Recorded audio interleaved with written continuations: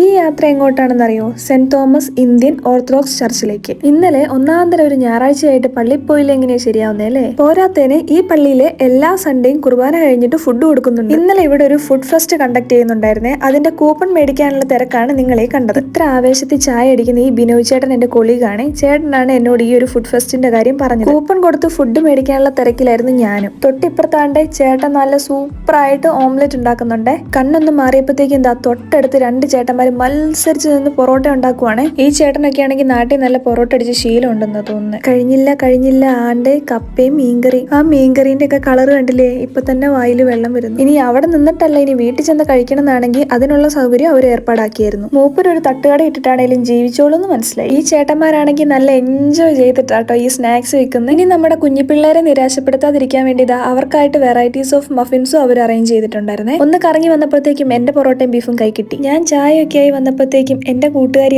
സമപ്രായക്കാരുടെ കൂടെ ഒരു സ്ഥാനം പിടിച്ചായിരുന്നു. ഇനിയിപ്പോ എന്താ, ഒരു സൈഡിലേക്ക് അങ്ങ് നീങ്ങി നിൽക്കുക, ഇടം വലം നോക്കാതെ കാര്യപരിപാടി തുടങ്ങുക. നല്ല അടിപൊളി ബീഫും പൊറോട്ടയായിരുന്നു. അല്ലെങ്കിലും അങ്ങനെ വേറെ ആരുടെ കൈ കൊണ്ട് ഉണ്ടാക്കിയിട്ട് കഴിച്ചാലും അതിനൊക്കെ ഭയങ്കര ടേസ്റ്റ് ആണല്ലോ. പിന്നെ ഞങ്ങൾ സ്നാക്സ് ആയിട്ട് മേടിച്ച പഴംപൊരിന്റെ കൂടെ ഞാൻ ഈ ബീഫ് ഒന്ന് ട്രൈ ചെയ്ത്, അതും അടിപൊളിയായിരുന്നു. ഇവിടെ വന്ന് ഇത്രയധികം ആൾക്കാരെല്ലാം കണ്ടപ്പോൾ സത്യം പറഞ്ഞു കഴിഞ്ഞാൽ എനിക്ക് എന്റെ നാടും പള്ളിയും എല്ലാം മിസ് ചെയ്ത്. നിരീക്ഷണത്തിന്റെ ഇടയിലും എന്റെ കലാപരിപാടികൾ സൈഡിൽ കൂടെ നടക്കുന്നുണ്ട്. ഇതാണ് സ്റ്റാൻലി അച്ഛൻ, ഈ ഇടവക ജനങ്ങളെ നയിക്കുന്ന ഇടയൻ. നന്നായി ജീവിക്കാൻ വേണ്ടി സ്വന്തം നാട് വിട്ട് വേറെ നാട്ടിൽ വന്ന് പണിയെടുക്കുന്നവരോ ജീവിക്കുന്നവരോ ആയിരിക്കും നമ്മൾ പലരും. അതുകൊണ്ട് തന്നെയാവണം ഇങ്ങനെ ഒരു അവസരം ആരും പാഴാക്കാതെ എല്ലാരും ഇവിടെ വന്ന് ഒത്തുകൂടിയത്. നമുക്കങ്ങനെ അവിടെ അധികം ആരും പരിചയമില്ലാത്തതുകൊണ്ട് നമ്മുടെ പരിപാടികളെല്ലാം കഴിഞ്ഞ് നമ്മൾ തിരിച്ചു പോകുന്നു. അപ്പൊ അത്രയേ ഉള്ളൂ. ബൈ.